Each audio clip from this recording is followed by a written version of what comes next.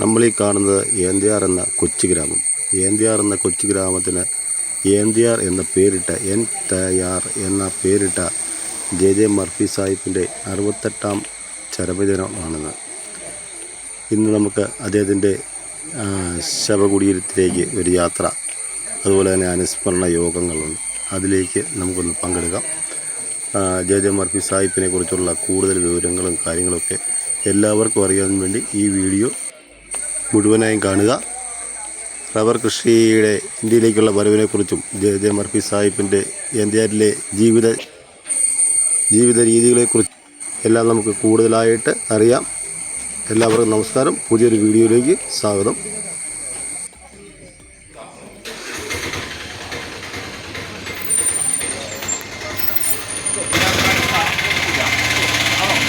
ഞാൻ എത്ര സ്റ്റാഫിനെ വെച്ചാൽ പ്രവർത്തിക്കുന്നതെന്ന് അറിയാം. ഇത് സബ് 3, ഒറിജിനൽ 2.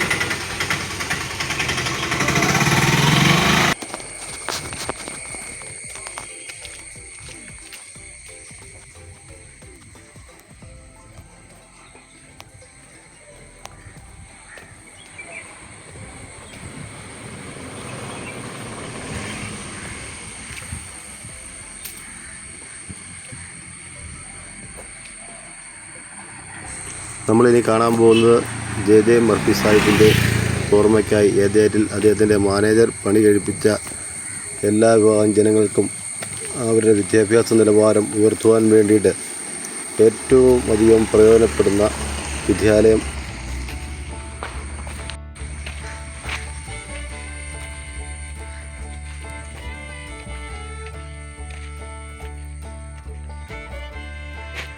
ഈ വിദ്യാലയം ഇവിടെ സ്ഥാപിക്കുന്നതിന് ഈ നാട്ടിലെ ജനങ്ങളുടെയും ജനപ്രതിനിധികളുടെയും എല്ലാം ഒത്തിണങ്ങിയുള്ള പ്രവർത്തനത്തിൻ്റെ ഫലമാണ്. അതോടൊപ്പം മൈക്കിൾ കള്ളിവേൽ അവരുടെ അകവഴിഞ്ഞ സഹായം കൂടെ ഈ വിദ്യാലയം ഇവിടെ സ്ഥാപിക്കുന്നതിന്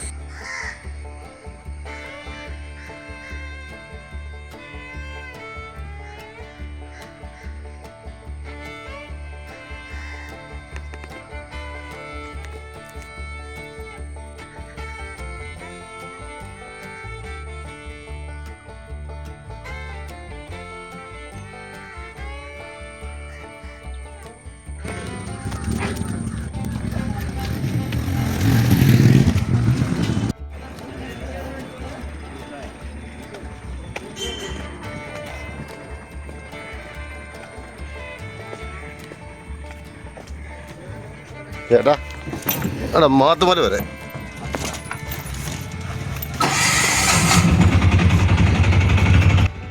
നമുക്കിനി മർഫി സാഹിബിൻ്റെ ശവകുടീരം ഉള്ള മാത്തുമല എന്ന സ്ഥലത്തേക്ക് പോകാം. അടിപൊളി സ്ഥലങ്ങളാണിത്, സുന്ദരമായ സ്ഥലങ്ങളാണ്. നമുക്ക് എല്ലാം കണ്ടാസ്വദിക്കാം.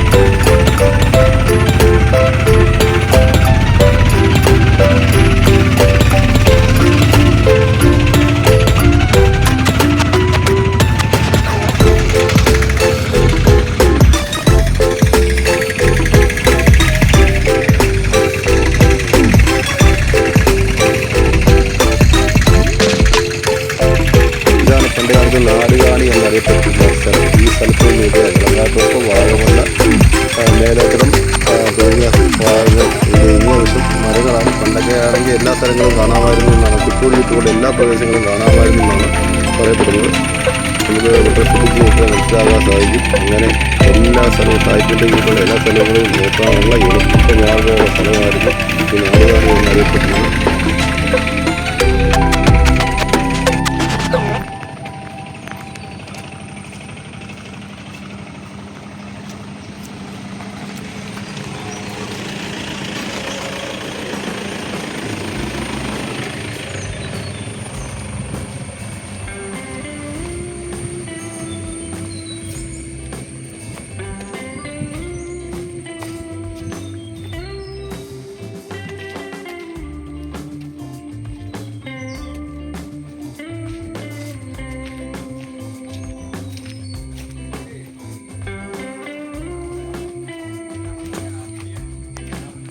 അങ്ങനെ നമ്മൾ സായിപ്പിൻ്റെ ശവകുടീരമുള്ള മാത്തുമല എന്ന അറിയപ്പെടുന്ന സ്ഥലത്ത് എത്തിയിരിക്കുകയാണ്. ഇതാണ് ജെ മർഫി സാഹിബിൻ്റെ ശവകുടീരം. സെൻറ്റ് ജോസഫ് ചർച്ച് എന്തയാറിൻ്റെ ഇടവകയുടെ കീഴിലുള്ള സെമിത്തേരിയാണിത്. ഇനി നമുക്കിവിടെ നടക്കുന്ന പ്രാർത്ഥന അനുസ്മരണ യോഗവും നേരിൽ കാണാം.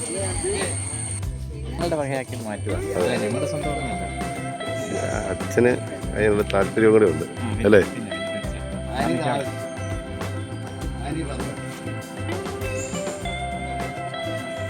ആ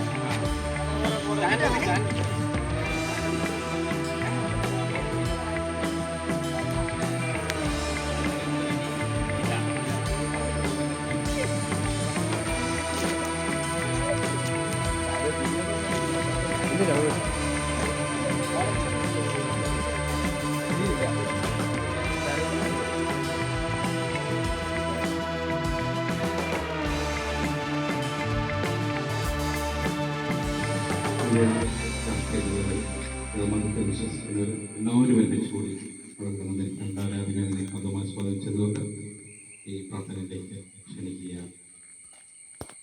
പിതാവിനെയും പുത്രനെയും പരിശുദ്ധാത്മാവിനെയും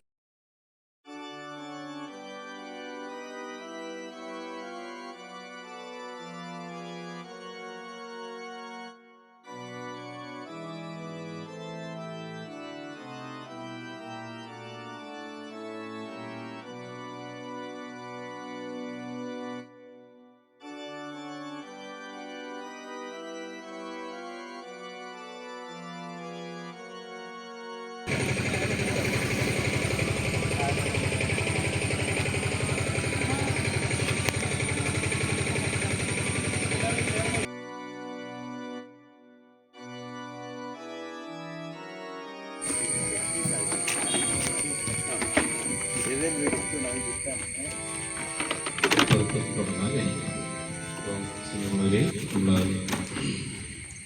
ANDR എന്ന ഒരു നാമം ലോകപ്രസിദ്ധമാണ്.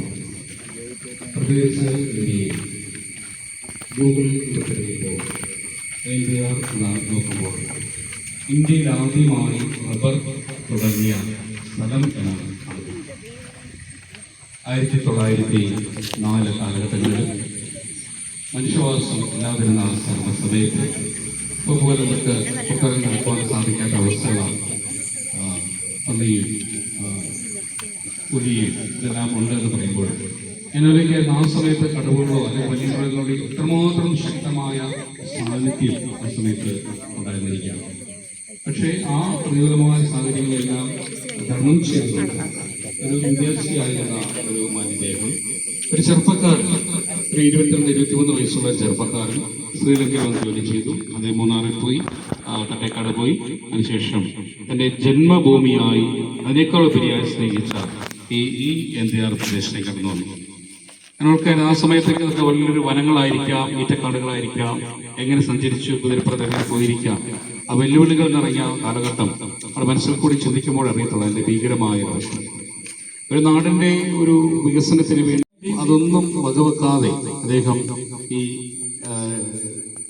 NDR ഇവിടെ വന്ന് രാജകോട്ട അവിടെ വന്ന് സ്ഥലം ചോദിക്കുകയും ഏതാണ്ട് 1500 അത് അത്രയും ഏക്കർ വരുന്ന സ്ഥലം ലഭിക്കുന്നതെല്ലാം വെടിപ്പാക്കി നല്ലൊരു തോട്ടമായി, തേയിലത്തോട്ടം, റബ്ബർ, അതുപോലെ തന്നെ കുരുമുളക്, ഇതിൻ്റെ എല്ലാം ഒരു പരദേശിയായി മാറ്റി.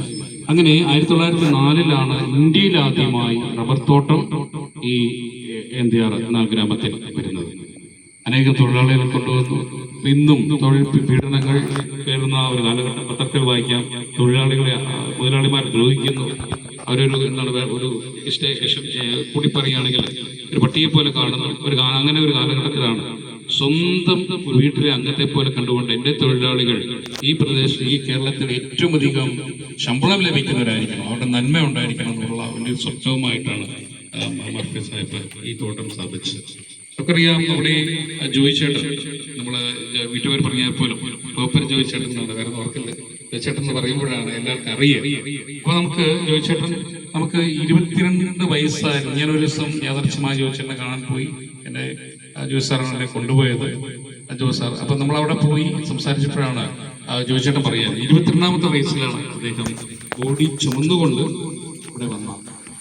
അതുപോലെ തന്നെ ഏറ്റവും വലിയ നമുക്ക് ആദരിക്കപ്പെടേണ്ടത് നമ്മുടെ ഔസേപ്പുകുട്ടി പട്ടിയാല അത് നമുക്ക് നമ്മുടെ ഏറ്റവും സ്നേഹാധനായ നമ്മുടെ ഇമാം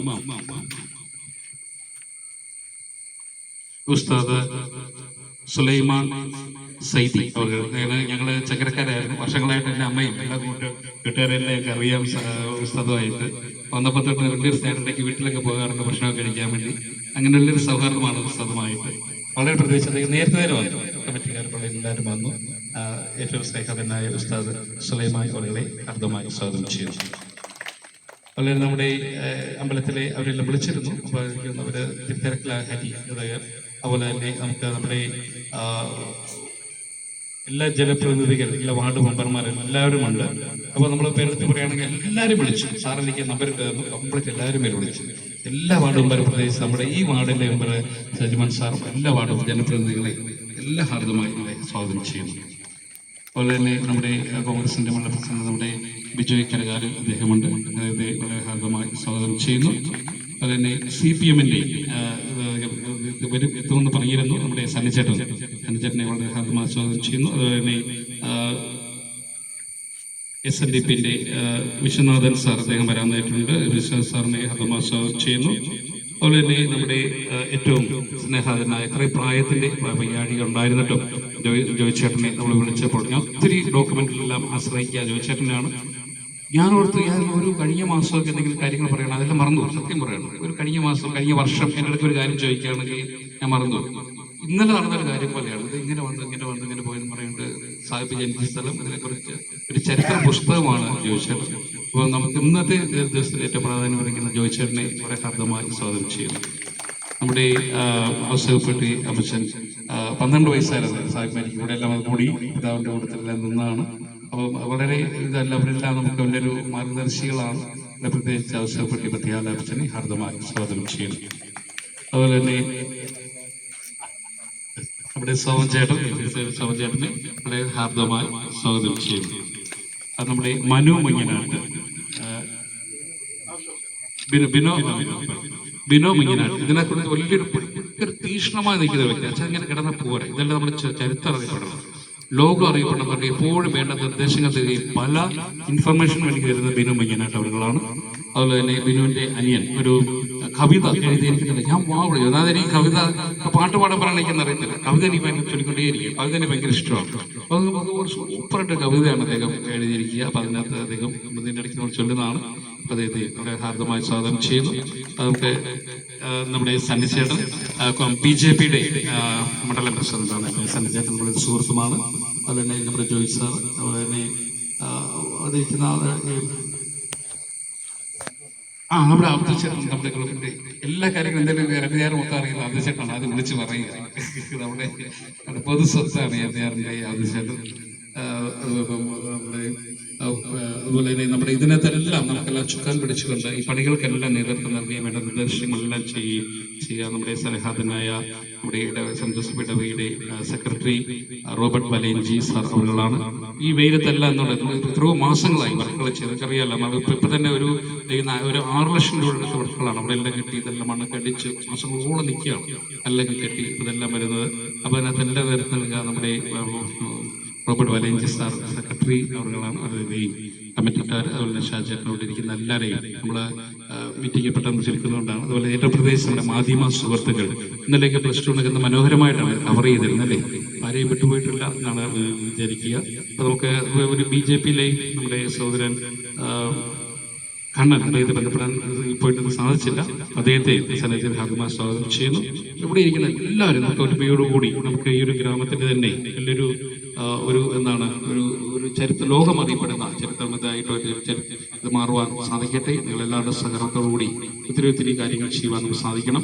കേരളത്തിൽ ബാക്കിയുള്ള കാര്യങ്ങളെല്ലാം ഒരു പൊതു പിരിവ് പോലെ ഇപ്പം നമ്മളൊരു കളക്ഷനൊക്കെ എടുത്ത് എല്ലാവർക്കും ഭയങ്കര താല്പര്യമാണ്. ഇതിങ്ങനെ കിടക്കാൻ പാടില്ല. നിങ്ങൾ നേരത്തെ അറിയാം. എൻ്റെ ഒരു വാശി പറഞ്ഞു എനിക്ക് ഇദ്ദേഹത്തോട് വലിയൊരു ആരാധന തോന്നി. അതുകൊണ്ടാണ് റിസ്ക് എടുത്തിയാണ് ഇങ്ങനെ ചെയ്യുക. അപ്പോൾ നമുക്ക് എനിക്കത് വേറെ ഓർക്കല്ല രൂപതയെന്നോ എനിക്ക് അങ്ങനെ ഒരു നമുക്ക് ഹെൽപ്പൊന്നും കിട്ടുന്നില്ല. അവർ നിർദ്ദേശം ചെയ്യാൻ പറയുന്നല്ലാതെ. അപ്പോൾ നമുക്ക് ഇതെല്ലാം നമ്മളിപ്പോൾ ഞാൻ നമ്മുടെ പലരെയും നമ്മുടെ ബോബി സാറിനെ കണ്ടിരുന്നു. പലരും കണ്ടുകൊണ്ടിരിക്കുകയാണ്. ഞാൻ പറയുന്ന ഒരു ഓട്ടക്കാരുടെ 100 രൂപ മുതൽ അങ്ങനെ ചെയ്യാൻ കാരണം ഇതൊരു പൊതുസ്വത്ത്. എല്ലാ 9-ാം തീയതി നമ്മളോട് പറഞ്ഞു. അല്ലെങ്കിൽ ജന്മദിനം എന്ന് പറയുമ്പോൾ ഓഗസ്റ്റ് 1-ാം തീയതി വന്നിരിക്കണം. അങ്ങനെ ഒരു പൊതുസ്വത്തായിട്ട് ഒരു സ്മാരകമായി മാറണം. അതുകൊണ്ട് തന്നെയാണ് ഇപ്പം എല്ലാവരെയും സാർ എല്ലാവർക്കും പ്രത്യേകിച്ച് സ്വാഗതം ചെയ്തുകൊണ്ട് ആരെയും വിട്ടുപോയിട്ട് ക്ഷമിക്കണം. നമുക്ക് എല്ലാവരെയും പെട്ടെന്ന് പറഞ്ഞതുകൊണ്ടാണ്. അപ്പോൾ ഈ ഉദ്ഘാടനം ചെയ്തതിനായി സ്നേഹത്തിനായ കുട്ടിക്കൽ ഗ്രാമപഞ്ചായത്ത് പ്രസിഡന്റ് വിജയ് സാർ അവരെ ഹാർദമായി സ്വാഗതം ചെയ്യും.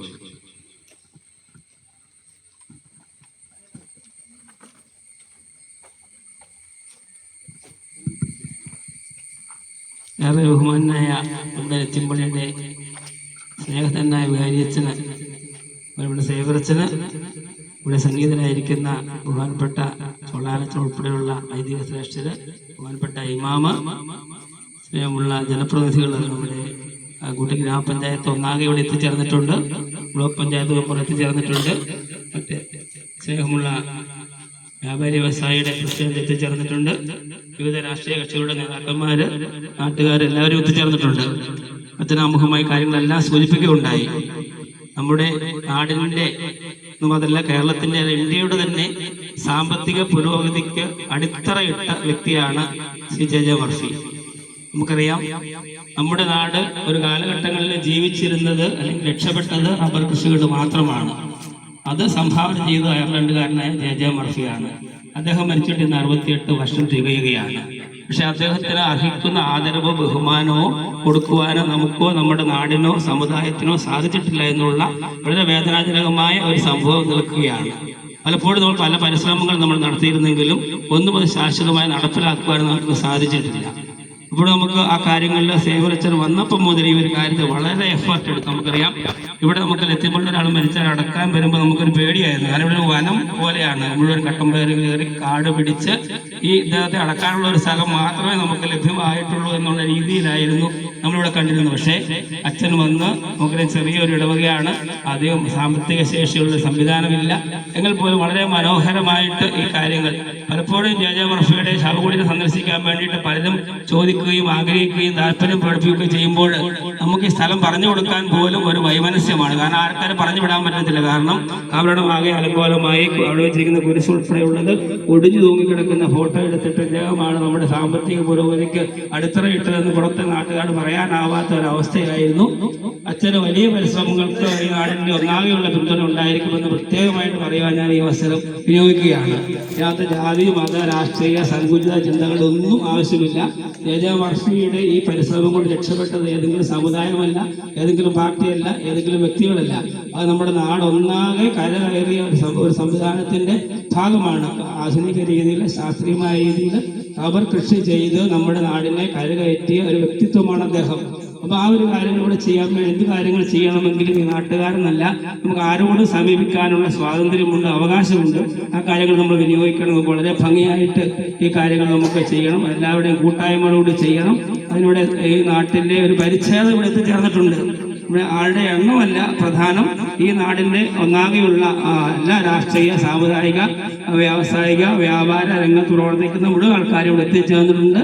എല്ലാവരുടെയും കൂട്ടായ്മയും സഹകരണവും സംവിധാനവും വഴി നമുക്ക് ഈ ജെ മർഫിയുടെ കബറിടം നാടറിയുന്ന, നാട്ടുകാർ വന്ന് സന്ദർശിക്കുന്ന ഒരു തീർത്ഥാടന കേന്ദ്രം പോലെ ആക്കി തീർക്കുവാനായിട്ട് നമുക്ക് സാധിക്കണമെന്നുള്ള വലിയ പരിശ്രമങ്ങൾക്ക് അച്ഛനോടൊപ്പം ഈ നാടൊന്നാകെ ഉണ്ടായിരിക്കുമെന്ന് പറയുകയാണ്. നമുക്കറിയാം 68 വർഷമായി അഞ്ചാറിൽ വന്ന് അവിടുത്തെ തൊഴിലാളികളെ ഉൾപ്പെടെ കൊണ്ടുവന്നാണ് ഇവിടെ റബ്ബർ കൃഷി ചെയ്യുവാൻ വേണ്ടിയിട്ട് ആരംഭിച്ചത്. ശ്രീലങ്ക വഴി ഇവിടെ വന്ന് ഇവിടെ റബ്ബർ കൃഷിക്ക് ഉത്ഭവം കൊടുക്കുകയും ഇവിടെ നമ്മുടെ നാടിൻ്റെ കാലാവസ്ഥയും മറ്റൊക്കെ ശാസ്ത്രീയമായി പഠിച്ച് ഏത് രീതിയിലുള്ള കൃഷിയാണ്, എങ്ങനെയാണ് ചെയ്യേണ്ടതെന്ന് കൃത്യമായി പഠിപ്പിച്ച് നമ്മുടെ എല്ലാ ആൾക്കാരും, ഇവിടെ ഇരിക്കുന്ന എല്ലാ ആൾക്കാരും റബ്ബർ കൃഷി ചെയ്യുന്നവരാണ്, ചെയ്തിട്ടുള്ളവരാണ്. അപ്പം നമ്മൾ ഇത് സ്കൂളിൽ പഠിപ്പിക്കുന്ന പോലെ നമ്മൾ പഠിപ്പിച്ച് നമ്മുടെ ഈ കാര്യങ്ങൾ പ്രാപ്തരാക്കിയത് അദ്ദേഹത്തിൻ്റെ വലിയൊരു പരിശ്രമമാണ്. അതുകൊണ്ട് തന്നെ അദ്ദേഹത്തിൻ്റെ ഈ 68ാമത് ചരമവാർഷിക ദിനത്തിൽ അദ്ദേഹത്തിന് ആദരാഞ്ജലികൾ അർപ്പിക്കുകയാണ് കുട്ടികൾ ഗ്രാമപഞ്ചായത്തിന് വേണ്ടിയും നമ്മുടെ പൊതുസമൂഹത്തിന് വേണ്ടിയും. അപ്പോൾ ഞാൻ പറഞ്ഞു വന്നത്, നമ്മുടെ സാമ്പത്തിക പുരോഗതി ഇപ്പോഴാണ് നമ്മുടെ കുട്ടികൾ വിദേശത്തേക്ക് പോകുന്നതും മറ്റു തൊഴിൽ തേടി പോകുന്ന സംവിധാനമുള്ളത്. നേരത്തെ നമ്മുടെ കാരണവന്മാർ, നമ്മുടെ പിതാമഹന്മാരെല്ലാം കൃഷിയെ ആശ്രയിച്ച് ജീവിക്കുന്നവരാണ്. അവർക്ക് ദൈനംദിനം വരുമാനം കിട്ടുന്ന മറ്റൊരു കൃഷിയും നമുക്കില്ല. നമ്മുടെ നാട്ടിൽ നാണ്യവിളകൾ, തേയില, കാപ്പിങ്ങളുടെ നിരവധി കൃഷികളോട് പരീക്ഷിച്ചിട്ടുള്ളതാണ്. പക്ഷെ അതുകൊണ്ടൊന്നും ഒരു കുടുംബത്തെ മുന്നോട്ട് നയിക്കുവാൻ വേണ്ടിയിട്ടുള്ള ഒരു ആദായകരമായിട്ട് ലഭിക്കുവാൻ സാധിക്കാത്ത ഒരവസ്ഥയുണ്ടായിരുന്നു. അവിടെ നിന്നാണ് നമ്മൾ റബ്ബർ കൃഷിയിലേക്ക് പതുക്കെ ചുവട് മാറ്റി. ഈ മേഖലയൊക്കെ തേയില കൃഷിയുടെ വലിയൊരു കേന്ദ്രമായിരുന്നു. അവിടെ നിന്നാണ് നമ്മൾ റബ്ബർ കൃഷിയിലേക്ക് മാറിയത്. ഇപ്പോൾ നമുക്ക് ആൾക്കാരുടെ കുറവും പരീക്ഷിക്കാനുള്ള സംരക്ഷണ ചെലവ് കൂടുതലും ഒക്കെ കൊണ്ട് ഇവർക്ക് പിന്മാറുന്നുണ്ടെങ്കിൽ പോലും ഇപ്പോഴും ഏറ്റവും ആദായകരമായിട്ട്, ഏറ്റവും ലാഭകരമായിട്ട് ചെയ്യാൻ പറ്റുന്ന കൃഷി സ്ഥലം റബ്ബർ കൃഷി തന്നെയാണ്. അതുകൊണ്ട് ആ കൃഷിയെ പ്രോത്സാഹിപ്പിക്കുക. നമുക്ക് ഈ പറയുന്ന ഇദ്ദേഹത്തിനെ നമുക്ക് ലോകം അറിയപ്പെടുന്ന രീതിയിൽ നമുക്ക് ഈ മാത്തുമലയിലെ ഈ സംവിധാനം ഇത് നമുക്ക് എത്രയും പ്രകൃതി മനോഹരമാണ്. നമ്മുടെ ചുറ്റും നോക്കിയാൽ 4 നിലകൾ, മുതുവാരമുള്ള ഉൾപ്പെടെ, ഉൾക്കര ഉൾപ്പെടെ എല്ലാ മേഖലയിലും പ്രകൃതി മനോഹരമായ ഒരു സ്ഥലത്തിൻ്റെ നെറുകയിലാണ് ഇത് സ്ഥിതി ചെയ്യുന്നത്. അതുകൊണ്ട് തന്നെ നമുക്ക് ഈ കാര്യങ്ങൾ മനോഹരമാണെങ്കിൽ സഞ്ചാരികൾ ഉൾപ്പെടെ, സന്ദർശകർ ഉൾപ്പെടെ, തീർത്ഥാടകർ ഉൾപ്പെടെയുള്ള വരുവാനുള്ള വലിയ സാധ്യതയുണ്ട്. അതെല്ലാം മുതലാക്കുവാനായിട്ട് നമുക്ക് സാധിക്കണം. ആ രംഗത്തേക്ക് കൂടി നമുക്ക് ശ്രദ്ധ പതിപ്പിക്കണം. നമുക്ക് എത്രമാത്രം മനോഹരമായി, എത്രമാത്രം ആകർഷകമായി ഇവിടെ നമുക്ക് ചെയ്യാൻ സാധിക്കുമോ അത്രമാത്രം ചെയ്യുന്നത്, അത്രമാത്രം കടപ്പാട് നമുക്ക് ആ വ്യക്തിയോടുണ്ട് എന്നുള്ള ഒരു ബോധ്യം നമ്മുടെ എല്ലാം മനസ്സിൽ അങ്കുരിക്കണം. അതിനുവേണ്ടി ഇടയ്ക്ക് റബ്ബർ ബോർഡുമായിട്ട് ബന്ധപ്പെട്ടൊരു സംവിധാനം നമുക്ക് ആലോചിച്ചിരുന്നുവെങ്കിലും നമുക്ക് അത് ചെയ്യാനായിട്ട് സാധിച്ചില്ല. ഇനിയാണെങ്കിൽ നമുക്കുള്ള ഒരു പരിശ്രമം നടത്തേണ്ടതായിട്ടുണ്ട്. സംസ്ഥാന സർക്കാരിൻ്റെയോ ത്രിതല പഞ്ചായത്തുകളുടെയോ ഒക്കെ ഏത് രൂപത്തിലാണ് ഇതിൽ ഇടപെടാൻ കഴിയുന്നത് എന്നൊക്കെ നമുക്ക് പരിശോധിക്കണം. അപ്പം അച്ഛൻ നൽകിയ ഈ എഫർട്ടിനെ അച്ഛനും പള്ളി കമ്മിറ്റിയും കൈക്കാരന്മാരും എല്ലാം ഉൾപ്പെടെ നടത്തിയ എഫർട്ടിനെ എത്ര അഭിനന്ദിച്ചാലും മതിയാവില്ല. കാരണം അത്രമാത്രം ത്യാഗപൂർണമായ ഫലം. അച്ഛൻ ഇവിടെ നിന്നിട്ട് ഇറങ്ങി വരുന്നതായിട്ട് നമ്മൾ തന്നെ സഹിക്കുകയില്ല. കാരണം ദേഹമാസകലം ചെളിയിൽ കുളിച്ചാണ് എന്തായാലത്തേക്ക് പലപ്പോഴും തിരിച്ചു വരുന്നത്. അപ്പൊ അത്ര രൂപത്തിൽ ആരെങ്കിലും പണിയിപ്പിക്കുകയല്ല അച്ഛൻ ചെയ്തത്, അച്ഛൻ നിന്ന് പണിയുകയാണ് ചെയ്തത്. അപ്പൊ അത്രയും പോലെ എന്ത് നിസ്സാര ആവശ്യങ്ങൾക്കാണെങ്കിലും ചെറിയ കാര്യങ്ങൾക്കാണ് വിളിക്കുകയും നമ്മുടെ അഭിപ്രായങ്ങൾ ആരായും ഒക്കെ ചെയ്യാനുള്ള വലിയ മനസ്സ് അച്ഛൻ കാണിച്ചു. അച്ഛനെ പ്രത്യേകമായിട്ട് അഭിനന്ദിക്കുന്നു. ഈ ചരമവാർഷികത്തിൽ ഔപചാരികമായി ഇങ്ങനെ ചടങ്ങ് സംഘടിപ്പിക്കുവാൻ കാണിച്ച ആ താല്പര്യത്തിനെ പ്രത്യേകമായിട്ട് അഭിനന്ദിക്കുന്നു. അതുപോലെ തന്നെ ചുളനാലത്ത് ഉൾപ്പെടെയുള്ള വൈദിക ശ്രേഷ്ഠരും അതുപോലെ ഇമാം ഉൾപ്പെടെയുള്ളവരുടെ വരാൻ കാണിച്ച സന്മനസ്സിനെ നിങ്ങളെ പ്രത്യേകമായിട്ട് അഭിനന്ദിക്കുന്നു. നമ്മുടെ നാടിന്റെ ഒരു പൊതു മുതലായി പൊതു സ്വത്തായി നമുക്ക് ജെ മർഫിയുടെ ശവകുടീരം മാറുന്നതിന് വേണ്ടി മാറ്റുന്നതിന് വേണ്ടിയുള്ള പരിശ്രമങ്ങളിൽ നിങ്ങളെല്ലാവരുടെയും വകപഴിഞ്ഞ സഹായം ഉണ്ടാകണമെന്നൊരിക്കൽ കൂടി അഭ്യർത്ഥിച്ചുകൊണ്ട് നിങ്ങളെല്ലാവരുടെയും അനുവാദത്തോടുകൂടി ഈ അനുസ്മരണ സമ്മേളനം ഉദ്ഘാടനം ചെയ്യാൻ അറിയിച്ചുകൊണ്ട് ഞാൻ എൻ്റെ വാക്കുകൾ നിർത്തുന്നു. നമസ്കാരം.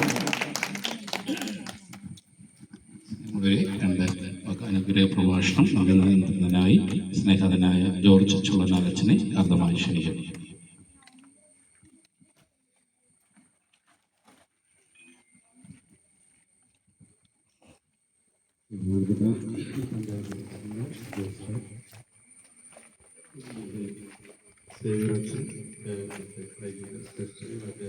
പേരിലും ശാസ്ത്രമെല്ലാമായി പഠിക്കണം. സ്നേഹമുള്ളവരെ, നമ്മുടെ ചരിത്രം മനുഷ്യ കുലത്തെ മുന്നോട്ട് നയിക്കുന്ന ഒരു കാര്യം തന്നെയാണ്. ചരിത്രം അറിയാതെ നമ്മൾക്ക് മുന്നോട്ട് പോകാൻ തന്നെ സാധിക്കുകയില്ല. പലപ്പോഴും മനുഷ്യൻ ഇപ്പോൾ അങ്ങോട്ട് വളർന്നു വന്ന് പൊട്ടിമുളച്ചതാണ് എന്നൊക്കെയുള്ള രീതിയിലൊക്കെയുള്ള പിടിക്കലുകളൊന്നും ശരിയായ കാര്യങ്ങളല്ല. ഇത്രയും നാളത്തെ മനുഷ്യരുടെ പരിശ്രമങ്ങളും അവരുടെ എല്ലാം കൂട്ടായ യത്നങ്ങളും എല്ലാം ചേർന്നുള്ള ഒരു വിജയ ജീവിതത്തിലാണ് ഇപ്പോഴുള്ള മനുഷ്യൻ ഇരിക്കുന്നത്. ഇപ്പോഴുള്ള മനുഷ്യൻ തുടർന്നും അതിൻ്റെ ആ പരിശ്രമത്തിന്റെ മുകളിലേക്ക് നമ്മളുടെ പരിശ്രമം കൂട്ടിവയ്ക്കുകയാണ് ചെയ്യുന്നത്. കത്തോലിക്കാ സഭയില് കർദിനാൾ സംഘത്തിന്റെ നായകനായിരുന്ന അധ്യക്ഷനായിരുന്നു അദ്ദേഹം ഇപ്രകാരം പറയുകയുണ്ടായി. ഭാരത സഭയെ സംബന്ധിച്ച് I love your because I know your history എന്ന് അദ്ദേഹം പറയുക. ചരിത്രം അറിയാം, നിങ്ങളുടെ ചരിത്രം എങ്ങനെയാണെന്ന് സഭയുണ്ടായത്, അതുകൊണ്ട് ഞാൻ നിങ്ങളുടെ സഭയെ സ്നേഹിക്കുന്നത് പറയാം. ചരിത്രം പഠിച്ചെങ്കിൽ മാത്രമേ നമ്മൾക്ക് എല്ലാവർക്കും അർഹമായ ബഹുമാനം കൊടുക്കാനും സ്നേഹിക്കാനും എല്ലാം സാധിക്കുകയുള്ളൂ. ഇപ്പോൾ പിന്നെ മനുഷ്യൻ്റെ വീടാണെങ്കിലും കുമളിയിലാണ്, മനുഷ്യനാണെങ്കിലും വലിയൊരു രൂപക്കാരനാണ്. അച്ഛൻ വർഗീസായിനെ സ്നേഹിച്ച് വേണ്ടതായിട്ടുള്ള പരിഗണനയെല്ലാം കൊടുത്തുകൊണ്ട് ഇപ്പോൾ ഇതിന് വേണ്ട ക്രമീകരണം ചെയ്തുകൊണ്ടിരിക്കുകയാണ്. അപ്പോൾ ഇവിടെ ജീവിക്കുന്നവരായിട്ടുള്ള ആൾക്കാരും കൂടി ഈ പരിസരത്തിൻ്റെ കൂടെ ഒന്ന് കൂടിക്കഴിഞ്ഞാൽ ഇത് ഒരു വലിയ ഒരു പ്രസ്ഥാനമായിട്ട് ഒരു വിജയമായിട്ട് മാറുക തന്നെ ചെയ്യും. അപ്പോൾ അച്ഛൻ ഇതിനൊരു പൈനിയറായിട്ട് മുന്നണി പോരാളിയായിട്ട് കടന്നു വന്നിരിക്കുന്നു. അച്ഛനെ പ്രത്യേകം അഭിനന്ദിക്കുന്നു. അതിൻ്റെ കൂടെ ഒന്നിച്ചേർന്ന ബാക്കി സഹായ സഹകരണങ്ങൾ ചെയ്ത എല്ലാ വ്യക്തികളെയും ഈ അവസരത്തിൽ നന്ദിയോടെ ഓർക്കുവാനായിട്ട് ശ്രമിക്കുന്നു. നമ്മൾക്ക് ഇതൊരു ഇന്ത്യ മുഴുവൻ അറിയപ്പെടേണ്ട ഒരു കാര്യം തന്നെയാണ്. മർഫി സാഹിബ് എന്ന് പറയുന്നത് ജോൺ ജോസഫ് മർഫി എന്ന് പറയുന്ന വ്യക്തി. നമ്മൾക്ക് മർഫി സാഹിബിൻ്റെ ഈ സ്മാരകം ഇന്ത്യ അറിയപ്പെടുന്ന ഒരു സ്മാരകമാക്കി മാറ്റുവാനായിട്ട് നമുക്ക് പരിശ്രമിക്കാം. സാറ് പറയുകയുണ്ടായി. അതിനായിട്ട് നമുക്ക് എല്ലാവർക്കും കൈകോർക്കാം. ഈ ഒരു വലിയ പ്രസ്ഥാനത്തിൽ നമുക്ക് സാധിക്കുന്നത് പോലെ നമ്മളെല്ലാവരും സഹകരിച്ച് ഇത് 1927 കത്തോലിക്കാ സഭയുടെ ഈ സഭ ഈ മർഫി സാഹിബിനെ ആദരിച്ച കാര്യവുമില്ല. അപ്പോൾ അത് റോമിൽ വരെ ആദരിച്ചു. ഇന്ത്യയിലുള്ള ആദരിച്ചില്ല, കാണുമായിരുന്നില്ലായിരിക്കും. നമുക്ക് ചരിത്രബോധമൊക്കെ വരേണ്ടിയിരിക്കുന്നു. നമുക്ക് എന്തായാലും ഇവിടെയുള്ളവർക്ക് ഈ മർഫി സാഹിബിൻ്റെ പാദസ്പർശനം ഏൽക്കാം. ഈ പ്രദേശത്ത് താമസിക്കുന്ന നമുക്ക് മർഫി സാഹിബിനെ പ്രത്യേകം ഓർക്കാം, ആദരിക്കാം, പ്രാർത്ഥിക്കാം.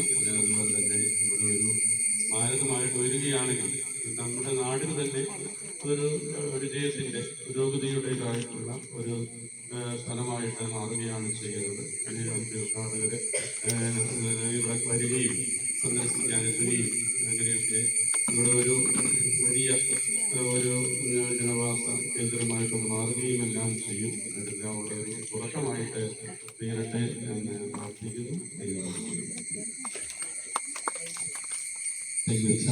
അടുത്തതായി നമ്മുടെ സ്നേഹവാനായ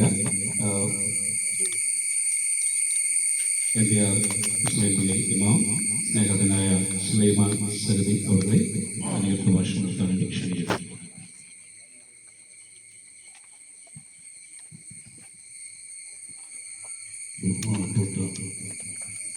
വിശിഷ്ടാതിഥികൾ, വൈദിക സാഹിത്യ രാഷ്ട്രീയ പ്രതിനിധികൾ, മറ്റ് സഹോദര സഹോദരിമാരെ, സരസ്വം കാര്യപ്രസക്തമായ പ്രഭാഷണ സാഗരത്തിലൂടെയും ഉദ്ഘാടന പ്രഭാഷണത്തിനും ശേഷമുള്ള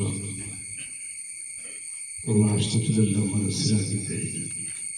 സുദീർഘമായി ഒന്നും സംസാരിക്കുന്നില്ല.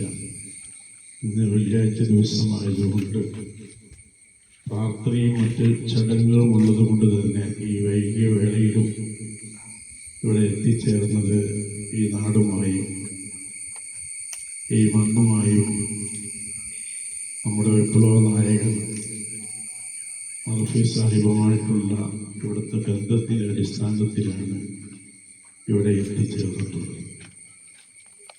സ്മാരകങ്ങളും സ്മരണകളും നിലനിർത്തണം.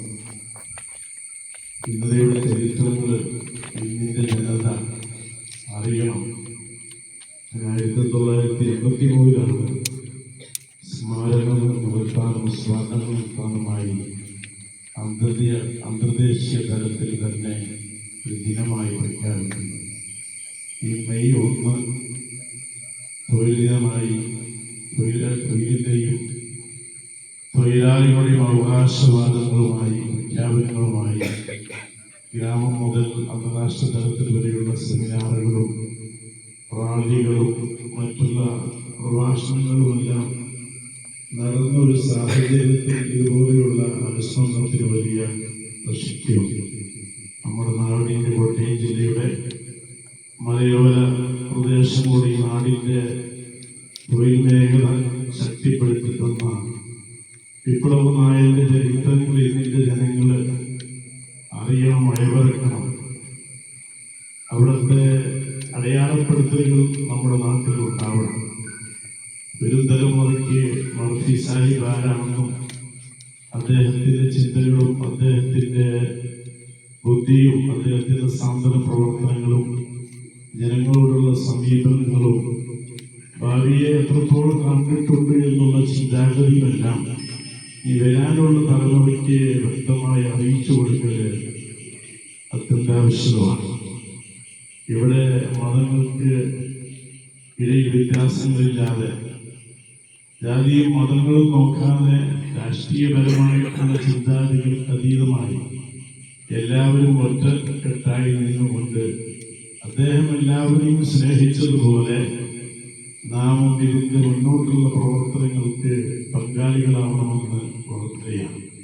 ഒരു കാലത്ത് ഇവിടെ എല്ലാവരും ഒരുപോലെ ചിന്തകളുണ്ടായിരുന്നവരാണ്. തീപ്പെട്ടിക്കൊള്ളികൾ വായ്പ വാങ്ങിച്ചിരുന്ന കാലഘട്ടമുണ്ടായിരുന്നു.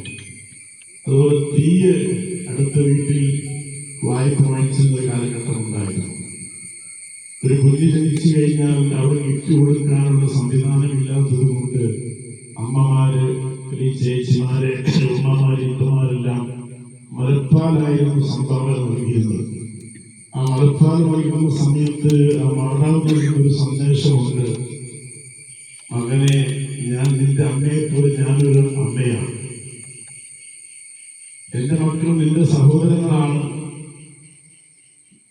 നീ വളർന്നു വന്നാൽ ഞങ്ങളെ സഹായിക്കണം, നിന്നെയും ഞങ്ങൾ സഹായിക്കണം എന്നുള്ള വലിയൊരു സന്ദേശം ആ മുലപ്പാൽ നൽകുന്നതിലൂടെ പഴയ ജനത നൽകിയിരുന്നു. അതുപോലെ തന്നെ വീട്ടിൽ വിളക്ക് കത്തിക്കാൻ തീയില്ലാതെ, അല്ലെങ്കിൽ അടുപ്പ് കത്തിക്കാൻ തീയില്ലാത്ത ഒരു സാഹചര്യത്തിൽ അടുത്ത വീട്ടിൽ പോയി തീ വായ്പ വാങ്ങിച്ചു കൊടുക്കുമ്പോൾ ആ തീ ജ്വലിക്കുമ്പോൾ വലിയ നൽകുന്ന സന്ദേശം, ജലിക്കുന്ന തീയേക്കാൾ പ്രകാശത്തേക്കാൾ മനുഷ്യ മക്കളുടെ സ്നേഹം പ്രകാശിക്കുന്ന ഒരു സന്ദേശം നൽകിയിരുന്നു. അത്തരമൊരു കാലഘട്ടമെല്ലാം ഇവിടെ കഴിഞ്ഞു പോയിട്ടുണ്ട്.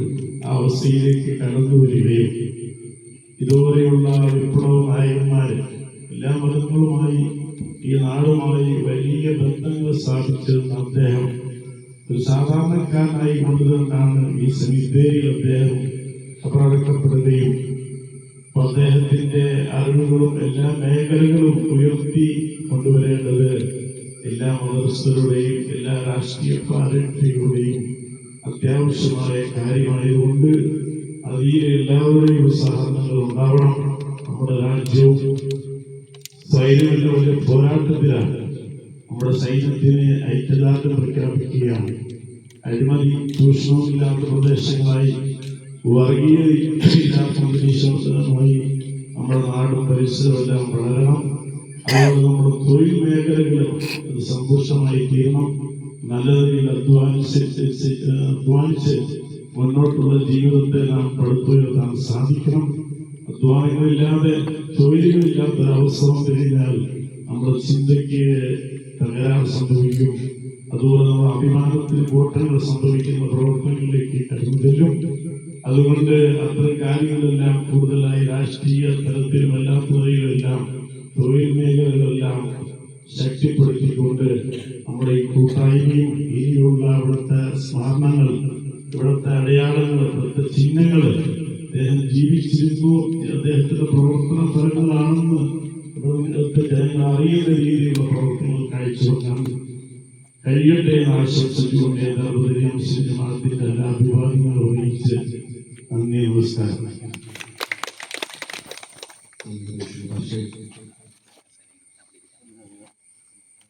കുറിച്ച് വിപുലമായ ഒരു കവിത ദിവസങ്ങളെടുത്തായിരിക്കാം ജോഷി എഴുതുന്നത്. പ്രത്യേകിച്ച് കലാപ്രസാദത്തിൽ ജോഷി മുനിനാഥിനെ ആ കവിത ചൊല്ലാൻ വേണ്ടി ക്ഷണിക്കുന്നു.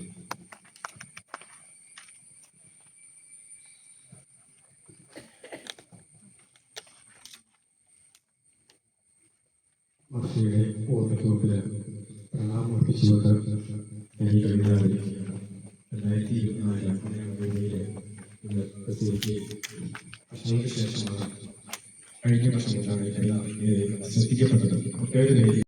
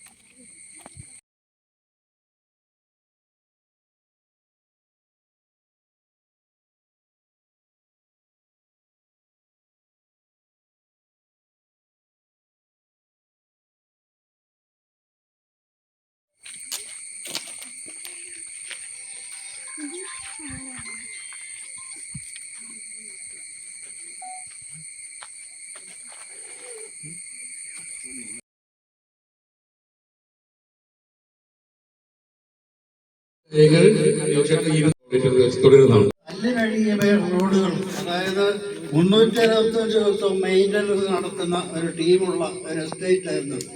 ഈ 365 ദിവസവും റോഡ് മെയിൻ്റനൻസ് ചെയ്ത് സർവ്വ മലമുകളിലേക്കും നർബിസാഹിബിന്റെ കാറ് നിർബാധം കടന്നു പോകാൻ തക്കവണ്ണം സംരക്ഷിച്ചു പോകുന്ന റോഡുകൾ ഉൾപ്പെട്ട ഏന്തയാറ് അന്ന് ഒരു ടൂറിസ്റ്റ് കേന്ദ്രം തന്നെയായിരുന്നു.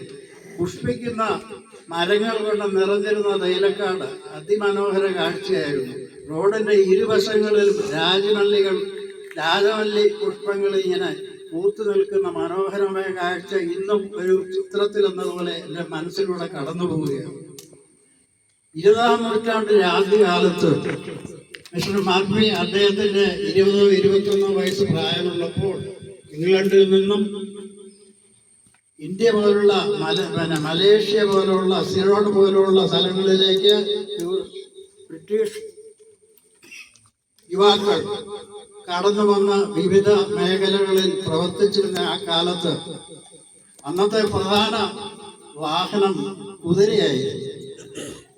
ആ കാലത്ത് ഈ പുല്ലയാറിന്റെ തീരത്തുകൂടി, അന്ന് റോഡ് സൗകര്യങ്ങളില്ലായിരുന്നു, പുല്ലയാറിന്റെ തീരത്തുകൂടി അശ്വാരൂഢനായി ഈ നിബിഡ വനപ്രദേശമായിരുന്ന ഈ പ്രദേശത്ത് എത്തിച്ചേരുകയും റബ്ബർ കൃഷിക്ക് അനുയോജ്യമായ കാലാവസ്ഥയും കാര്യങ്ങളുമെല്ലാം ഉണ്ടെന്ന് ബോധ്യപ്പെട്ട ശേഷം അദ്ദേഹം ഇവിടെ ഈ കർമ്മഭൂമിയെ തൻ്റെ അമ്മ എന്ന അർത്ഥം വരുന്ന എൻടായ എന്ന് നാമകരണം ചെയ്തുകൊണ്ട് ജീവിതാവസാനം വരെ ഇവിടെ കഴിഞ്ഞുകൂടുകയും അദ്ദേഹത്തിന്റെ ജോലിക്കാരായ തൊഴിലാളികളെ സ്വന്തം കുടുംബാംഗങ്ങളെ പോലെ സ്നേഹിക്കുകയും പരിചരിക്കുകയും ചെയ്തിരുന്ന ഒരു മഹാമനസ്കനായിരുന്നു അദ്ദേഹം.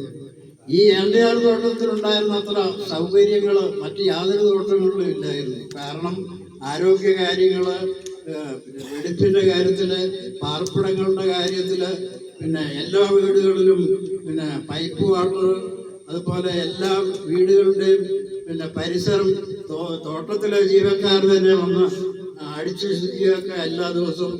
അതുപോലെ രോഗികളെ ശുശ്രൂഷിക്കാനായി ജനറൽ വാർഡ്, പ്രസവ വാർഡ്, ചിൽഡ്രൻസ് വാർഡ്, പകർച്ചവ്യാധികൾക്ക് പ്രത്യേകം വാർഡ്, ഇത്തരം സൗകര്യങ്ങളുണ്ടായിരുന്ന ചികിത്സാ സൗകര്യങ്ങൾ എല്ലാം ഉണ്ടായിരുന്ന എൻഡിആർ എന്നെ സംബന്ധിച്ചിടത്തോളം ഈ നാട്ടിലെ മറ്റുള്ളവരെ സംബന്ധിച്ചിടത്തോളം ഒരു അത്ഭുത പ്രദേശം തന്നെയായിരുന്നു. അന്ന് മഹാഭൂരിപക്ഷം ആൾക്കാരും തമിഴ്നാട്ടുകാരായിരുന്നു. തമിഴ്നാട്ടുകാരായിരുന്നത് കൊണ്ടാണ് അന്നത്തെ ഇവിടുത്തെ ലോക്കൽ ഭാഷയും തമിഴ് ഭാഷയായിരുന്നു. അന്ന് ഏതാണ്ട് ഈ തമിഴ്നാട്ടിലെ പിന്നെ ആണ്ടിപ്പട്ടിയെന്നോ ഉസിലമ്പട്ടെന്നോ ഒരു പ്രദേശം പോലെയാണ് എൻഡിആർ അറിയപ്പെട്ടത്. അന്നിവിടെ ജനിച്ചിരുന്ന വളർന്നു വന്ന എനിക്കും എന്നെപ്പോലെയുള്ളവർക്കും തമിഴ് ഭാഷ നന്നായിട്ട് സംസാരിക്കാൻ കഴിയും, ഇന്നും കഴിയും. അപ്പൊ ആ ഒരു അന്തരീക്ഷത്തിൽ വിവിധ ജാതി മത്സരായ ആൾക്കാർ ഇവിടെ തൊഴിലാളികളായിട്ടുണ്ടായിരുന്നു. പിന്നെ കന്നഡിയന്മാര്, മുസ്ലിങ്ങള്, മലപ്പുറം മുസ്ലിങ്ങള്, അതുപോലെ നാട്ടുകാർ വളരെ കുറവായിരുന്നു. കാരണം അന്ന് നമ്മുടെ നാട്ടിൻപുറങ്ങളിൽ നിന്ന് തൊഴിലാളികളെ ലഭ്യമല്ലായിരുന്നു. കാരണം എല്ലാവരും അന്ന് ഈ നെൽകൃഷിയും തെങ്ങ് കൃഷിയുമാണ് മുഖ്യമായിട്ടുണ്ടായിരുന്നത്. അവരുടെ എല്ലാം കുടിയാന്മാരായിട്ട് ജീവിച്ചിരുന്നതുകൊണ്ട് ഈ അതുപോലെ രോഗഗ്രസ്തമായിരുന്ന മലമ്പനി പോലെയുള്ള പകർച്ചവ്യാധികൾ നടന്നിരുന്ന പ്രദേശത്തേക്ക് നമ്മുടെ നാട്ടിൽ നിന്ന് ആളുകൾ ജോലിക്ക് വരുവാൻ ഭയപ്പെട്ടിരുന്നതുകൊണ്ട് മദ്രാസ് പ്രസിഡൻസി, ബ്രിട്ടീഷ് ഭരണത്തിന്റെ നേരിട്ടുള്ള മദ്രാസ് പ്രസിഡൻസിയിൽ നിന്നുള്ള തൊഴിലാളികളെയാണ് തോട്ടങ്ങളിലെല്ലാം നിയമിച്ചിരുന്നത്. അപ്പോൾ എൻഡിആറിലെ അത്രയും സുഖസൗകര്യങ്ങൾ വേറെ ഒരു തോട്ടത്തിലും ഇല്ലായിരുന്നു. അദ്ദേഹം അത്രമാത്രം തന്റെ തൊഴിലാളികളെ സ്നേഹിക്കുകയും അദ്ദേഹം അവസാനമായി ഈ തോട്ടം തൊഴിലാളികളുടെയും മറ്റു ജോലിക്കാരുടെയും പേരിൽ ഒരു ട്രസ്റ്റ് രൂപീകരിച്ച് കൊണ്ടു നടത്തുവാനായി വിൽപത്രം എഴുതി വെക്കുകയും ചെയ്ത ആളാണ്. പക്ഷെ വിൽപത്രം അങ്ങനെ പബ്ലിഷ് ചെയ്തിട്ടില്ല, ആരും അങ്ങനെ പബ്ലിഷ് ചെയ്യാറുണ്ട്. ആ ഒരു അവസരത്തിലാണ് ഇന്ത്യക്ക് സ്വാതന്ത്ര്യം കിട്ടുകയും ഈ പിന്നെ 1950 ഭരണഘടന നിലവിൽ വരികയും തോട്ടം തൊഴിലാളികളുടെ ഉന്നമനത്തിനായി പ്ലാന്റേഷൻ ലേബർ ആക്ട് നിലവിൽ വരികയും ചെയ്ത അവസരത്തിൽ എല്ലാ തോട്ടങ്ങളിലും തൊഴിലാളി യൂണിയനുകൾ ഉണ്ടാവുകയും കോൺഗ്രസ്, കമ്മ്യൂണിസ്റ്റ്, സോഷ്യലിസ്റ്റ് ഇങ്ങനെ വിവിധ യൂണിയനുകൾ മത്സരിച്ച് യൂണിയനുകൾ ഉണ്ടാക്കുകയും ചെയ്തപ്പോൾ മറ്റു തോട്ടങ്ങളിലെല്ലാം അവസരം അനുഭവിച്ചിരുന്ന തൊഴിലാളികൾക്ക് അത് ആവശ്യമായിരുന്നു. പക്ഷേ എൻഡിആർ എന്ന് പറയുന്ന ഈ സൗഭാഗ്യ ഭൂമിയിൽ അതിൻ്റെ യാതൊരു ആവശ്യമില്ലായിരുന്നു. പക്ഷേ തൊഴിലാളി നേതാക്കളുടെ സ്വാർത്ഥതയുടെ പേരിൽ ഇവിടെ അതിൻ്റെ പേരിൽ ആവശ്യമില്ലാത്ത പ്രശ്നങ്ങൾ ഉണ്ടാക്കി ഇവിടെ സമരങ്ങൾ നടത്തുകയും അദ്ദേഹത്തിൻ്റെ മനസ്സ് മടുപ്പിക്കുകയും എല്ലാ ദിവസവും കാലത്തും വൈകിട്ടും വെള്ളക്കാരൻ കൊള്ളക്കാരൻ എന്ന് പറഞ്ഞ് യാത്ര നടത്തുകയും അങ്ങനെ അദ്ദേഹത്തിന്റെ മനപ്രയാസത്തിന്റെ പേര് അദ്ദേഹത്തിന്റെ പിന്നെ തോട്ടത്തിൽ ലിമിറ്റഡ് കമ്പനിയാക്കി മാറ്റിയിരുന്നു. അത് 1930 ലിമിറ്റഡ് കമ്പനിയാക്കുന്നത്. അപ്പോൾ ലിമിറ്റഡ് കമ്പനി ആയപ്പോൾ അതിന് ഡയറക്ടറായി മാത്രമാണ് റിട്ടയറായിരുന്നത്. അദ്ദേഹം ഇത് തുടർന്ന് നടത്താൻ നിർവാഹമില്ലാതെ വന്നപ്പോൾ എഴുതി വെച്ചിരുന്ന വിൽപത്രം വലിച്ചു കീറി കളഞ്ഞിട്ട് അദ്ദേഹത്തിന്റെ ഷെയർ മറ്റുള്ളവർക്ക് വിൽക്കുകയാണ് ചെയ്തത്. തോട്ടം അങ്ങേരെ ആകെ തന്നെ വിറ്റതല്ല, അത് കഴിഞ്ഞ് മേടിച്ചവരാണ് ഈ തോട്ടം മുറിച്ച് വിൽക്കാനിടയായത്. അപ്പോൾ ആ ഒരവസ്ഥയിലാണ് എൻഡിആർ ഇങ്ങനെ ഒരു നാട്ടുമ്പുറമായി മാറുന്നത്, മുറിച്ച് വിറ്റതിന് ശേഷം. അപ്പം എൻ്റെ സ്മരണയിലെ എൻഡിആർ ഒരു തമിഴ്നാടാണ്. അന്നത്തെ കാലത്തെ ഏഷ്യാനെറ്റിൽ എല്ലാ ജാതി മതസ്ഥർക്കും സ്വതന്ത്രമായി അവർക്കുള്ള ആരാധനയങ്ങൾ, പിന്നെ ഹിന്ദുക്കൾക്ക് ചെല്ലിയമ്മ പോലെ, അതുപോലെ മുസ്ലിങ്ങൾക്ക് പിന്നെ അവർക്ക് പാഠശാലകൾ, ഈ അറബി പഠിപ്പിക്കാനുള്ള സാധനങ്ങൾ, തമിഴ് കുട്ടികൾക്ക് സ്കൂളുകൾ, പിന്നെ കാനഡ എന്ന് വരുന്നവർക്ക് അതിനുള്ള സ്കൂളുകൾ, ഇങ്ങനെയുള്ള എല്ലാ സൗകര്യവും ഉണ്ടായിരുന്ന ഒരു തോട്ടമാണ്. ബാക്കിയുള്ളവരുടെ മുൻപിൽ ഒരു അത്ഭുതകരമായ കാഴ്ചയായിരുന്നു ഏന്തയാറിലെ ഒരു ജോലിക്കാരൻ എന്ന് പറയുന്നത് തന്നെ അഭിമാനകരമായ ഒരു അവസ്ഥയായിരുന്നു. ഏത് സർക്കാർ ഉദ്യോഗത്തെക്കാൾ കൂടുതലായി ജനങ്ങൾ മറിച്ചിരുന്ന ഏന്തയാറിലെ ഒരു ജോലിയായിരുന്നു. ഈ അവസ്ഥയിൽ പിന്നെ ഹൃദയനായി മർഫി സാഹിബ് തോട്ടം കൈമാറുകയും അതിനുശേഷം ഏതാണ്ട് 6 മാസക്കാലം ജീവിച്ചിരിക്കുകയും ചെയ്തതിന് ശേഷമാണ് അദ്ദേഹം നിര്യാതനാകുന്നത്. അന്നത്തെ തോട്ടത്തിൻ്റെ സൂപ്രണ്ടായിരുന്ന PK കുര്യൻ പള്ളത്തശ്ശേരി എന്നയാളെ ഇവിടെ കൊണ്ടുവന്ന് നിർത്തിയിട്ട് ഈ സ്ഥാനം കാണിച്ചിട്ട് മർഫി സാഹിബ് പറഞ്ഞു, ഞാൻ മരിച്ചാൽ എന്നെ ഇവിടെ വേണം കുഴിച്ചിടാൻ. കാരണം എനിക്കിവിടെ ഒന്ന് നോക്കിയാൽ എളങ്കാട് ടോപ്പ് വരെ കാണാം. അതുകൊണ്ട് അദ്ദേഹം തമാശ രൂപയാണ് മറന്ന് എങ്കിലും അവസാനം അവിടെ തന്നെ അദ്ദേഹത്തിൻ്റെ കുഴിയെടുക്കുകയാണ്. അദ്ദേഹത്തിൻ്റെ മരണശേഷമുള്ള കർമ്മങ്ങൾക്ക് വേണ്ടി അന്ന് വിജയവീരൻ രൂപത ബിഷപ്പിനെ അന്ന് 10,000 രൂപ അദ്ദേഹം നേരത്തെ തന്നെ ഏൽപ്പിച്ചിരുന്നു. മദ്രാസിൽ നിന്ന് തൻ്റെ മൃതശരീരം വയ്ക്കുവാനായി ശവപ്പെട്ടി വാങ്ങി 2 വർഷം മുമ്പ് തന്നെ അദ്ദേഹത്തിൻ്റെ കട്ടിലിനടിയിൽ അദ്ദേഹം വെച്ചിരുന്നു. അങ്ങനെ എല്ലാ സംവിധാനങ്ങളും ഒരുക്കിയ ശേഷമാണ് അദ്ദേഹം മരണപ്പെടുന്നത്. അദ്ദേഹത്തിൻ്റെ സ്മരണ ഇന്നും അന്ന് ജീവിച്ചിരുന്ന ആൾക്കാരിൽ അവശേഷിക്കുന്ന ഒരാളെന്നുള്ള നിലയിൽ മനസ്സിന് കുളിർമയേകുന്നതും ആവേശകരവുമായ സ്മരണ തന്നെയാണ്. ഈ അവസരത്തിൽ എൻ്റെ പ്രായപരിധിയുടെ വൈഷമ്യങ്ങൾ കാരണം എനിക്ക് കൂടുതലായി നിങ്ങളെ സംസാരിപ്പിച്ച് വിഷമിപ്പിക്കണമെന്ന് ആഗ്രഹിക്കുന്നില്ല. നിങ്ങൾക്കൊരു ആശ്വാസമായി എൻ്റെ വാക്കുകളിലൂടെ അവസാനിപ്പിക്കട്ടെ. നന്ദി, നമസ്കാരം. പിന്നെ റബ്ബർ കൃഷി ആരംഭിച്ചതിന് ശേഷം അവിടുന്ന് പിടിക്കാതെ വന്നത് അവിടെ നേരെ ഇവിടെ വന്ന് കൂട്ടിക്ക് വന്ന് മുണ്ടയ്ക്കാൻ വഴി വന്നിട്ട് ദേവസ്ഥനായിട്ട് ബന്ധപ്പെട്ട് പൂഞ്ഞാർ കോവിലകത്ത് ചെന്നിട്ട് 1 രൂപ പാട്ടത്തിന് ഏഞ്ചാളെത്തിയിട്ട് ഇപ്പോൾ ഉള്ള തോട്ടങ്ങളെല്ലാം വാങ്ങിക്കുന്നു. അന്ന് ഒരു മല കാണിച്ചു കൊടുക്കുന്നു. കൊല്ലുകാരൻ്റെ തീരം മുതൽ അങ്ങ് കാപ്പള്ളി സ്വാമിയുടെ തോട്ടം അതിൽ തീർത്തുകൊണ്ട് എടുത്തു. എന്നിട്ട് 1930 ആയപ്പോഴത്തേക്ക് പിന്നെ ഏഞ്ചാർ 22 ആയപ്പോഴത്തേക്ക് ഏഞ്ചാർ ആദായം കിട്ടുന്നു, റബ്ബറിൻ്റെ ആദായം കിട്ടുന്നു. അങ്ങനെ വന്ന് പിന്നെ പല സ്റ്റേറ്റുകളിൽ നിന്നും നാട്ടുകളിൽ നിന്നും തൊഴിലാളികളെ വരുത്തി പണിയിപ്പിക്കും. അതായത് പിന്നെ തമിഴ്നാടിൻ്റെ സേലം, ഈറോഡ്, മധുര ജില്ലയിലുള്ള പല സ്ഥലങ്ങളിൽ തമിഴ് തൊഴിലാളികളും ഏറനാട് താലൂക്കിൻ്റെ മലപ്പുറം ജില്ല, ഇന്നത്തെ മലപ്പുറം ജില്ലയിലെ ഏറനാട് താലൂക്കിൽ നിന്നുള്ള കുറേ മുസ്ലിങ്ങളും, പിന്നെ മാവേലിക്കര കൊല്ലം സൈഡിലുള്ള കൊല്ലം ജില്ലയിലുള്ള ചില പത്തനംതിട്ട ഭാഗങ്ങളിലുള്ള മലയാളത്തെ ഈ മറ്റ് ഹിന്ദുക്കളും ജോലിക്കായിട്ട് ഇവിടെ വന്നു. അവർക്കെല്ലാം ഓരോ മേശിരിമാരുണ്ടായിരുന്നു. മേശിരിമാരുടെ കണക്കിനാണ് മേശിരിക്ക് ഒരാൾക്ക് 1 രൂപ ഒരാഴ്ചയിൽ ഒരു മാസം. അങ്ങനെയാണ് മേശിരിയുടെ കണക്ക്. പിന്നെ കുറേ ആളുകൾ നേരിട്ട് തോട്ടത്തിൻ്റെ എസ്റ്റേറ്റിൻ്റെ ആളുകളായിട്ട് തന്നെ കുറേ പേരുണ്ടായിരുന്നു. തോട്ടക്കണക്കെന്ന് പറയുന്നത് അങ്ങനെയായിരുന്നു. മംഗലാപുരക്കാരല്ലേ? മംഗലാപുരംകാരുണ്ട്. മംഗലാപുരംകാർ പിന്നെ ബ്രഹ്മച്ചെട്ടി അണ്ടാച്ചെട്ടി മേശിരിയുടെ കീഴിലാണ് മംഗലാപുരക്കാർ വന്നത്. അണ്ടാച്ചെട്ടിക്കങ്ങാനി പോയി കഴിഞ്ഞപ്പോഴത്തേക്ക് ബ്രഹ്മച്ചെട്ടി എന്ന് പറഞ്ഞ സൂപ്രണ്ടിനെ അയാളുടെ അച്ഛനെ വിട്ടു. അയാൾക്ക് ഈ കേരളത്തിൻ്റെ ഒട്ടുമുഖ്യ തുടങ്ങി മംഗലാപുരക്കാർ എവിടെയൊക്കെ ഉണ്ടോ അതെല്ലാം അയാളുടെ പരിപാടികളാണ്. അവർക്കും കമ്മ്യൂണിറ്റി കിട്ടും. അങ്ങനെയായിരുന്നു. ഇതെല്ലാം കഴിഞ്ഞ് 1956 പിന്നെ ഒരു 50 കാലഘട്ടം ആയപ്പോഴത്തേക്ക് എല്ലാം റബ്ബർ നടന്നു തേയിലത്തോട്ടമായി എല്ലാം വന്നപ്പോഴത്തേക്ക് ഇവിടുത്തെ 1957 പ്ലാന്റേഷൻ ലേബർ ആക്ട് എന്ന് പറയുന്ന ഒരു സംഭവം ഇന്ത്യയിലുണ്ടാകുന്നത്. ഇന്ത്യ ഒരു സ്റ്റേറ്റിൽ IMSൻ്റെ ഗവൺമെൻറ് വന്നപ്പോഴത്തേക്ക് ഇവിടെയാണ് ഉണ്ടാകുന്നത്. പ്ലാന്റേഷൻ ലേബർ ആക്ട് തൊഴിലാളിക്ക് എത്ര മണിക്കൂർ ജോലി, എത്ര മണിക്കൂർ വിശ്രമം, എത്ര മണിക്കൂർ വിനോദം എന്നുള്ള കണക്കനുസരിച്ച് 8 മണിക്കൂർ ജോലി, 8 മണിക്കൂർ വിശ്രമം, 8 മണിക്കൂർ വിനോദം. ആ തൊഴിലാളിയുടെ ചികിത്സ, വിദ്യാഭ്യാസം, അവൻ്റെ ശമ്പളം, ഇത്തരം കാര്യങ്ങൾ മുഴുവൻ, താമസ സൗകര്യം, വെള്ളം എല്ലാം അതിനകത്താണ് പറയുന്നത്. ഈ 57 കേരളത്തിൽ ഉണ്ടാകുന്നത്. ഇന്ത്യയിൽ ഒരു സ്റ്റേറ്റിൽ ആദ്യമായിട്ട് ഉണ്ടാകുന്ന IMS ഗവൺമെൻറ് അത് കൊണ്ടുവന്നത്. പക്ഷേ 1922 കാലത്ത് ഏഞ്ചാലിൽ ഇതെല്ലാം ഉണ്ട്.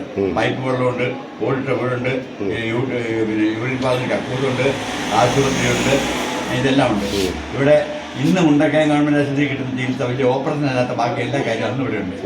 അതായത് ഒരു ജെൻസ് വാർഡ്, ഒരു മെറ്റർണിറ്റി വാർഡ്, ഒരു ചിൽഡ്രൻസ് വാർഡ്, ഒരു ഡിസ്പെൻസറി, ഒരു ജീക്കാശുപത്രി, ഇതെല്ലാം വാർഡുകളായിട്ട് ഭയങ്കരമായ കെട്ടിടങ്ങൾ തീർത്തിട്ടിരുന്നു. ഇവിടെ എല്ലാം തോട്ടം തൊഴിലാളികൾക്ക് ചികിത്സിക്കുന്നതിന് ആൾ വന്ന് തൊഴിലാളി അഡ്മിറ്റായാൽ അവരെ പരിചരിക്കാൻ ഒരാൾ നിന്നാൽ അവർക്ക് സ്റ്റേറ്റിന് ശമ്പളം കൊടുക്കും. അങ്ങനെയായിരുന്നു. പിന്നെ ഭയങ്കര പ്രൊട്ടക്ഷനായിരുന്നു തൊഴിലാളികളുടെ മക്കൾക്കും തൊഴിലാളികൾക്കും എല്ലാം ഈ സായിപ്പിൻ്റെ ഭാഗത്തു നിന്നുണ്ടായിരുന്നത്. സായിപ്പിനെ വേദനിപ്പിച്ച ഒരു സംഭവമാണ് 1956 വഴിക്കാൽ സമരം ഉണ്ടായി ഇവിടെ. അത് സമരത്ത് സായിപ്പിനെ ചിലപ്പോൾ അപകീർത്തിപ്പെടുത്തിക്കൊണ്ട് തൊഴിലാളികളെ വിദ്യാഭ്യാസം ഇല്ലാത്ത ഒരു തമിഴ് തൊഴിലാളി മറ്റുള്ളവർക്ക് വെള്ളക്കാരൻ ഇവിടെ അയാളെ വിളിപ്പിച്ചു. അയാൾക്ക് അത് ദണ്ഡമായിപ്പോയി. അങ്ങനെ പ്രശ്നം ഉണ്ടായിട്ടുണ്ട്. തൊഴിലാളികളിൽ നിന്ന് അയാൾക്കുണ്ടായ ഒരു വിഷമമായിപ്പോയി. പിന്നെ സ്കൂളിൽ പോകുന്ന കുട്ടികൾക്ക് ഒന്നര പടി അരിയും 2 അണായും 2 പടി അരിയും 1.5 അണായും കൊടുക്കുമായിരുന്നു ഒരാഴ്ചയിൽ എല്ലാ ദിവസവും സ്കൂളിൽ പോകുന്ന കുട്ടിക്ക്. അവർ എസ്റ്റേറ്റ് സ്കൂളുണ്ടായിരുന്നു. ശങ്കരൻ വാദ്യരും കേശവൻ വാദ്യരുമായിരുന്നു. 4ാം ക്ലാസ് വരെ പിന്നെ വിദ്യാഭ്യാസം കിട്ടും. അങ്ങനെ കൊടുക്കുമായിരുന്നു. ഞാൻ 4ാം ക്ലാസ് വരെ പഠിച്ചതാണ് എസ്റ്റേറ്റ് സ്കൂളിൽ. സാഹിബിൻ്റെ അസിസ്റ്റൻറ്റ് സാഹിബന്മാരായിട്ട് മെപ്പേഴ്സൺ സാഹിബും ബ്രൂക്ക് സാഹിബും ഉണ്ടായിരുന്നു ഇവിടെ ആദ്യം. അവർ ഞാൻ കണ്ടിട്ടില്ലെങ്കിൽ ഇവർ അങ്ങനെ ചരിത്രം പറയുന്നത് അങ്ങനെയുണ്ട്. തൊഴിലാളികൾ പഴയ തൊഴിലാളികൾ പറഞ്ഞു. പിന്നെ അവസാനത്തെ സാഹിബ് സൂപ്രണ്ട് എന്ന് പറഞ്ഞാൽ വെള്ളക്കാരൻ എന്നുള്ളത് ആറ്റിലിയായിരുന്നു. ആറ്റിൽ സാഹിബ് അത് ഞാൻ കണ്ടിട്ടുണ്ട്. ഞാനീ കമ്മു ഞങ്ങളെല്ലാവരും പറയാൻ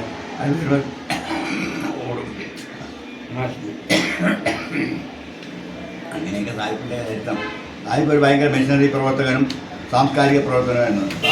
ഒരു സാമൂഹിക പ്രവർത്തകനും അതോടൊപ്പം തന്നെ ഒരു മനുഷ്യസ്നേഹിയായിരുന്നു പുള്ളി. ഒരുപാട് കാര്യങ്ങൾ. പിന്നെ ക്രിസ്ത്യൻ ഇവിടെ ഒരു ക്രിസ്ത്യൻ ലൊക്കാലിറ്റി ആക്കണമെന്നൊക്കെ ആഗ്രഹമുണ്ടായിരുന്നു പണ്ട് പോലെ. ആ നിലയിൽ പുള്ളി നല്ല പ്രവർത്തനം നടത്തുന്നുണ്ടായിരുന്നു ആ കാലഘട്ടത്തിൽ. എല്ലാവർക്കും വീഡിയോ ഇഷ്ടമായെന്ന് വിചാരിക്കുന്നു. പുതിയ വീഡിയോയുമായി വരുത്തുന്നവരെ നന്ദി, നമസ്കാരം.